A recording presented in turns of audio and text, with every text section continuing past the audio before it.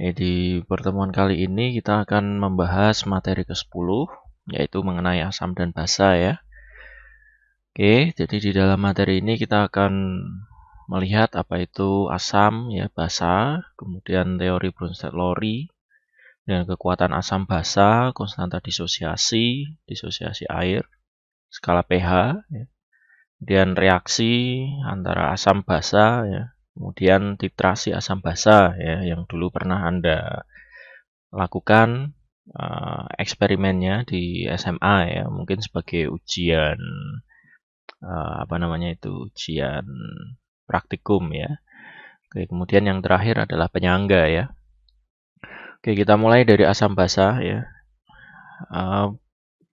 Yang pertama adalah asam dan basa, ini tentu juga merupakan suatu substansi yang penting ya di dalam hidup kita, baik di bidang kesehatan, industri, lingkungan ya. Secara tidak langsung kita juga banyak menggunakan produk asam dan basa ya. Bahkan di tubuh kita ini juga ada kondisi asam dan basa ya.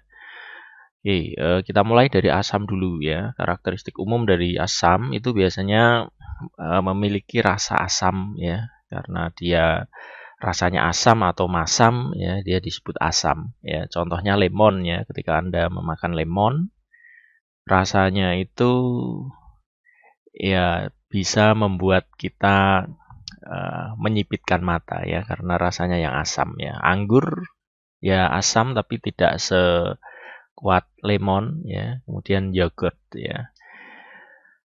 Istilah asam ini diambil dari bahasa Latin ya, acidus ya, yang berarti asam atau rasanya masam tadi ya. Kemudian pada tahun 1887 ini ada seorang ahli kimia ya dari Swedia bernama Svante Arrhenius. Ini pertama kali mendeskripsikan ya bahwa asam ini adalah suatu zat atau substansi ya atau senyawa yang menghasilkan ion H+ ya ketika dia dilarutkan dalam air ya. Jadi asam itu pasti dia mengandung unsur hidrogen ya.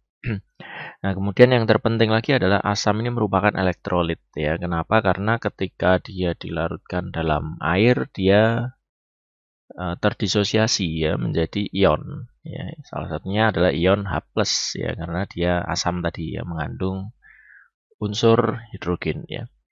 Contohnya adalah HCl misalkan ya. Kita sudah mempelajari di topik sebelumnya bahwa HCl ini termasuk senyawa polar ya, molekul polar ya. Artinya apa? Artinya dia memiliki perbedaan kutub muatan ya, polar ya. Nah, jika dia didisosiasikan di dalam air ya, dipisahkan dalam air, maka dia akan terpisah menjadi dua ion. Yang pertama adalah ion hidrogen tadi yang menunjukkan bahwa dia adalah asam ya. Kemudian yang kedua adalah ion dari unsur non logamnya yaitu klorin ya, Cl1- ya.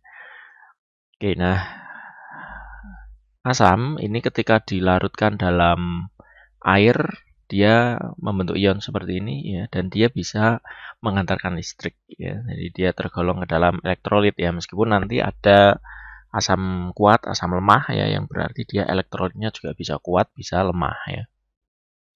Nah, bagaimana kita bisa memberikan nama pada asam ya? Oke, asam ini tadi terlarut dalam air membentuk ion H+ ya, H1+ ya, dan ion negatif ya. Nah, ion negatifnya ini bisa dari anion non logam sederhana maupun ion poliatom ya. Apa itu ion poliatom? Dulu kita sudah mempelajari ya, yaitu ion yang terdiri dari beberapa unsur. Ya, misalkan ada ClO3 ya, ada ClO3- ya, ada ClO2- ya, dan seterusnya ya. Oke, karena terlarut membentuk ion positif, maka penamaannya diawali dengan kata hidrogen, ya sesuai dengan unsur yang terdisosiasi atau unsur penyusun dari asam tadi, yaitu hidrogen. Ya, jadi kita namakan pertama diawali dengan kata hidrogen, ya atau asam, ya untuk menunjukkan bahwa dia merupakan asam. Ya. Oke, kemudian diakhiri oleh akhiran ida, ya sama seperti penamaan pada umumnya ya, ada hidrogen sulfida, ya ada karbon dioksida ya, monoksida ya, ada idanya ya. Contohnya adalah HCl ya, dinamai hidrogen klorida ya. Tadi diawali hidrogen klorida ya, karena belakangnya ini Cl ya, diakhiri ida ya. Kemudian bisa juga kita sebut sebagai asam ya, asam klorida ya. HCN ya berarti hidrogen sianida ya, atau asam sianida ya. Oke.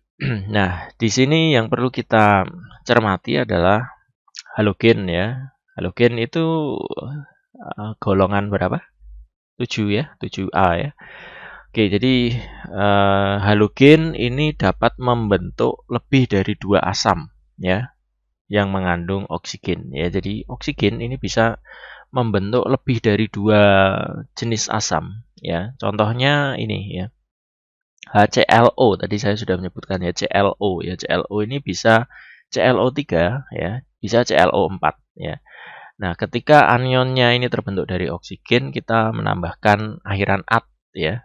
HClO3 kita sebut sebagai asam klorat ya. Kemudian HClO4 asam perklorat ya. Oke ya. Kalau ClO2 apa? Klorit ya. Oke. Nah, ini adalah beberapa contoh penamaan asam ya. Di sini kebetulan ini bukan ya, ini basa ya. Base ya, basa ya. Ini bukan asam basa ya. Oke, nah di sini kalau kita lihat ini beberapa contoh yang ditampilkan di sini ini merupakan basa ya yang disusun oleh unsur logam ya, dan belakangnya adalah OH ya, hidroksida ya. Jadi dinamai ya hidro kemudian diakhiri ida ya, atau dalam bahasa Inggris ide ya, hydroxide ya. Hidrokside ya. Di depan ini adalah logam semua ya. Oke, ini beberapa contoh aplikasi ya. Salah satunya ketika kita meminum soft drink ya, di dalamnya ini mengandung HPO4 ya, H3PO4 ya, dan H2CO3 ya, asam karbonat ya. Ini asam fosfat ya.